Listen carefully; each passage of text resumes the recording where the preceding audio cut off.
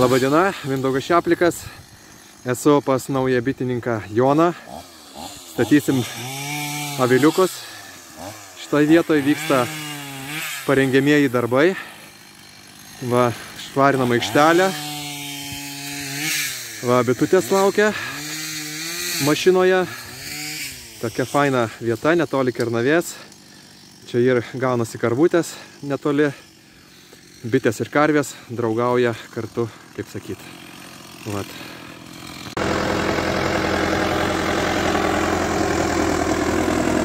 Vyksta darbai, dabar šienausim žolę. Krūmiukai iškirsti. Kaimynas atėjo pažiūrėti. Pritarė, viskas gerai. Su kaimynais bėdų nebus, manau. Vat. Ir dabar žolytė šienavimas. Va tai va. Vyksta viskas greitai.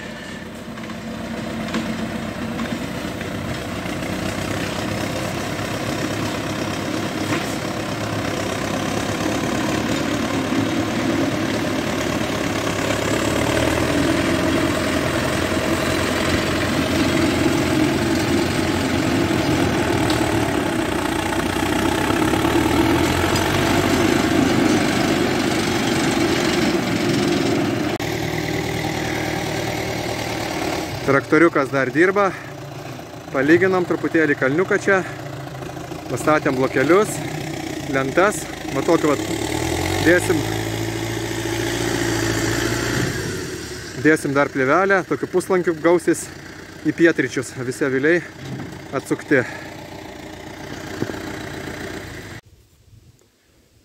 Na štai aviliukai pastatyti, plėvelė patiesta tam, kad nereikėtų šienauti aplink avilius, kad kuo mažiau jų trukdyti ir nelysti. Čia iš vis bus minimaliai priežiūros, ūkininkas užsiėmęs, taip kad bitutės tik tai neš medų. Lysti prie jų minimaliai lysim. Vat.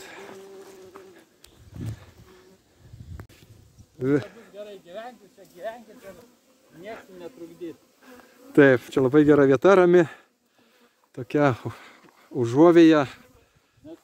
Ai, nepabaigiau, pradėjau, bet čia, kiek čia gaunas? Nėra gal kilometro, nors šičia grinai. Aha. Yra hektaras žemės pas kaimyną. Jis irgi ten bičių turi. Nežinau, kažkiek avilių. Ir ten seniau sodindavo javus, bet dabar nebesodina, nes tipo lieva žemė. Man buvo tokia mintis jam sakyti, tipo davai užsodinam šitų visokiausių, kur medingų augalų. Ten hektaras yra gražus toksai, tipo, man ten nepatogu ganyti ar kažkas, nes ten reikia daryti tokį koridorių, karių, viską, tai ten, nepatogu.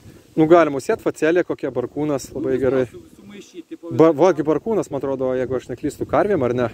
Barkūnas toksai. Ne, tai karvės neis, nes jom bet maistas gali dar būti karvėm. Bet mes nesišienausim patys, nes mes turėjom